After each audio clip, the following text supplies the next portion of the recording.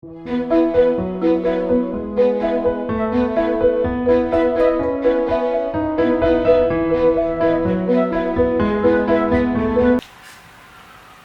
deň, vítam vás pri ďalšom videu. Toto video som venoval problematike obchodnému podielu v SRO alebo v spoločnosti s ručením obmedzeným a pokiaľ sa týka majetku v bezpodielovom spoluvlastníctve manželov. Pretože za posledné obdobie sa veľmi často stretávam s otázkami typu chceme sa zobrať, ale ja podnikám, alebo počas manželstva jeden z manželov začne podnikať, ako je to s peniazmi, ako je to s majetkom, potom čo je v spoločnosti, čo je v rámci bezpodielového spoluvlastníctva manželov a podobne. Áno, je to téma, ktorá je podľa mňa aktuálna, za posledné roky veľmi aktuálna, keďže dnes už nie je úplne pravidlom, že obchodujú, dá sa povedať, že v jednom podniku alebo v jednej spoločnosti obidvaja manželia, ale každý z manželov si veľakrát v súčasnosti už vytvára vlastné obchodné spoločnosti a teda podnikajú aj samostatne. No a pokiaľ príde náhodou k nejakým problémom, kedy sa manželstvo musí, alebo teda keď chcú, aby sa ukončilo a teda došlo k rozvodu, tak musia vedieť, ako je na tom majetok, alebo teda obchodný podiel, ktorý buď patrí alebo nepatrí do bezpodielového spoluvlastníctva manželov, aby potom tí manželia sa vedeli ďalej s touto otázkou vysporiadať, aby vedeli, čo majú robiť, čo môžu očakávať od tejto situácie a podobne. To znamená, že my si musíme v prvom rade uvedomiť jednu vec. Pokiaľ jeden z manželov nadobudol obchodný podiel ešte pred sobášom alebo pred vznikom manželstva, v takom prípade tento obchodný podiel nie je súčasťou BSM, teda bezpodielového spoluvlastníctva manželov.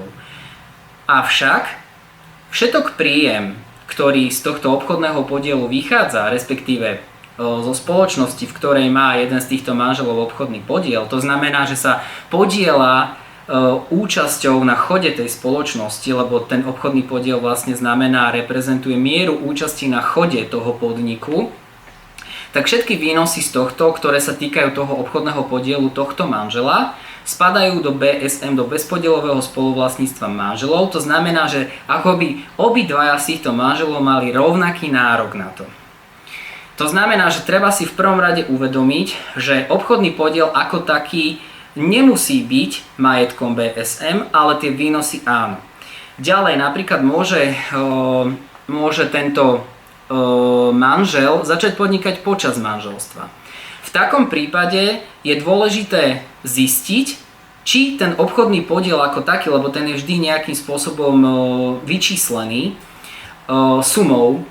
To znamená, že musia tí manželia vedieť, že či spadá alebo nespadá do BSM.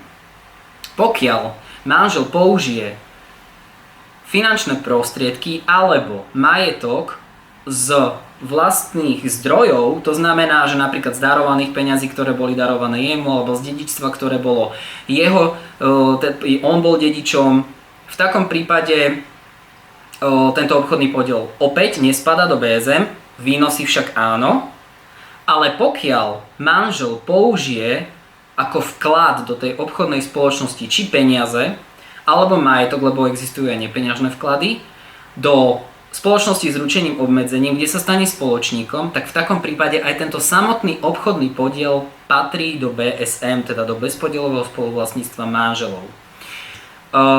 To znamená, ja som sa už v jednom videu vyjadroval k rozvodu, k BSM, ako sa majetok delí, ako súd rozhoduje o tom, že teda prikáže jednu vec, alebo to rozdelí a sa vyplatia, alebo prikážu jednému a ten druhého vyplatí. To znamená, že existuje tu niekoľko možností, akým spôsobom súd môže rozhodnúť aj o tomto obchodnom podieli.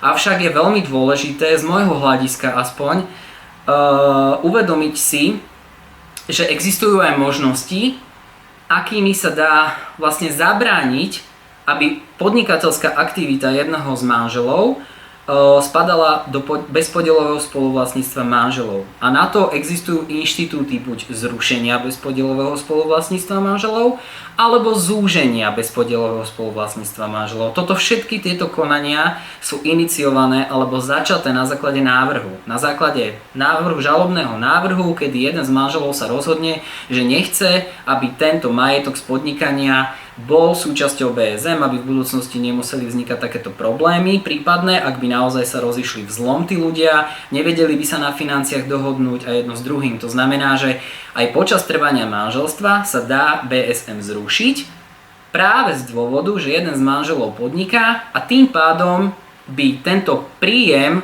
z obchodnej činnosti jedného z nich, kde má obchodný podiel, teda by nespadal do BSM-ka. To znamená, že by bol vo vlastníctve čisto iba toho manžela, ktorý podniká.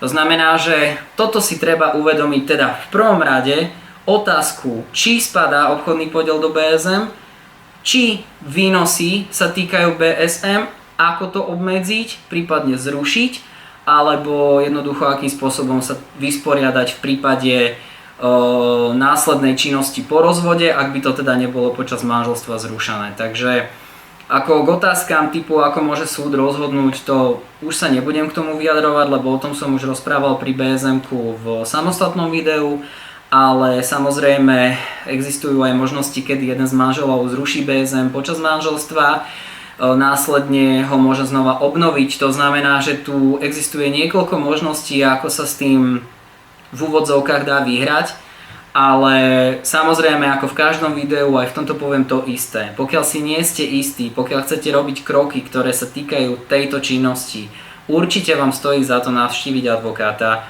vysvetliť mu situáciu, vysvetlí vám to, vie vám vypracovať dobrý návrh, navrhnúť riešenia jedno s druhým. Takže určite stojí za to navštíviť advokáta. To znamená, že v prípade, ak budete mať chuť alebo záujem, môžete ma kontaktovať na buď telefónnom čísle, e-maily, alebo teda môžete mi napísať teda správu.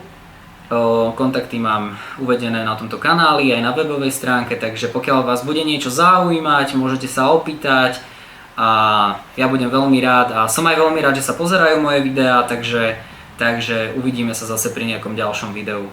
Ďakujem.